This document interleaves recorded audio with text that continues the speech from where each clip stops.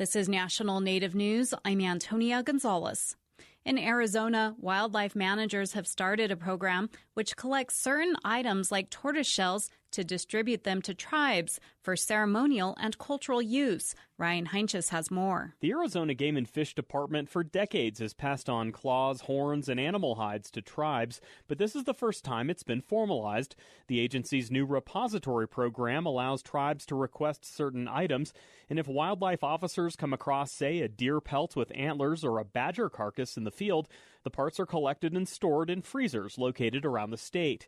John Cooley is the agency's endangered species coordinator and leads the program. Some tribes don't have wildlife species on their lands anymore, but those species that they had previously had access to are ingrained in their cultural traditions and their ceremonial uses. Cooley says the repository is open to all southwestern tribes, but those located in Arizona have priority. So far, the Hopi, Navajo, and Yakima Pueblo have received items.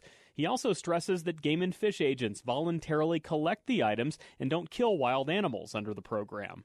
The agency has left birds out of the Arizona repository, however, to avoid overlapping with a non-eagle program located in Phoenix. The U.S. Fish and Wildlife Service also operates the National Eagle Repository, which distributes feathers and other parts to members of federally recognized tribes. For National Native News, I'm Ryan Heinches in Flagstaff. A new healing center for people impacted by missing and murdered Indigenous women is open in Rapid City, South Dakota.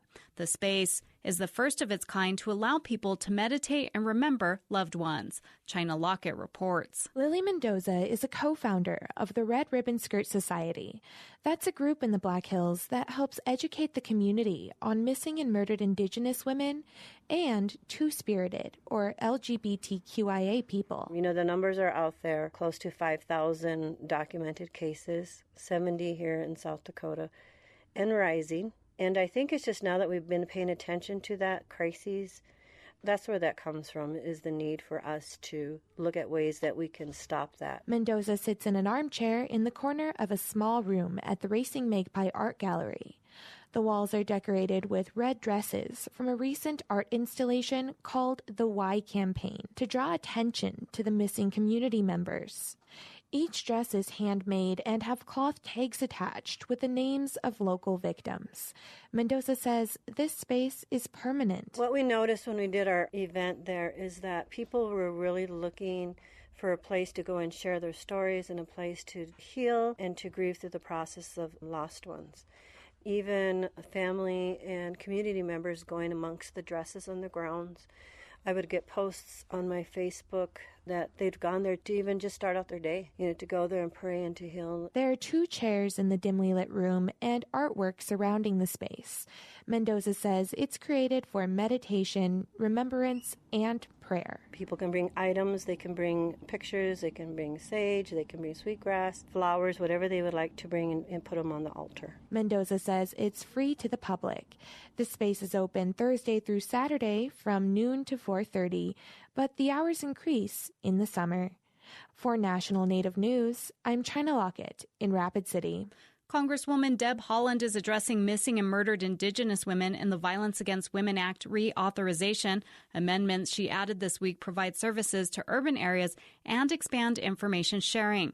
The House is debating the bill. A number of Democrats are hoping for its passage on Thursday. I'm Antonia Gonzalez.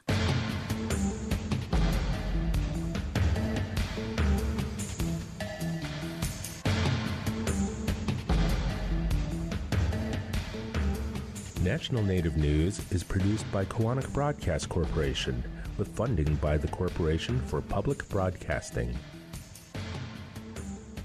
Support by the American Indian Higher Education Consortium, working to ensure tribal colleges and universities are included in our higher education system.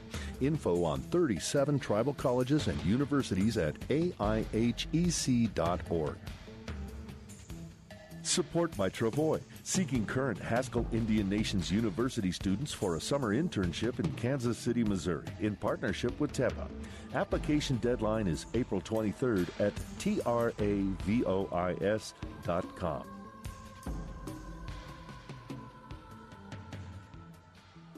Native Voice One, the Native American Radio Network.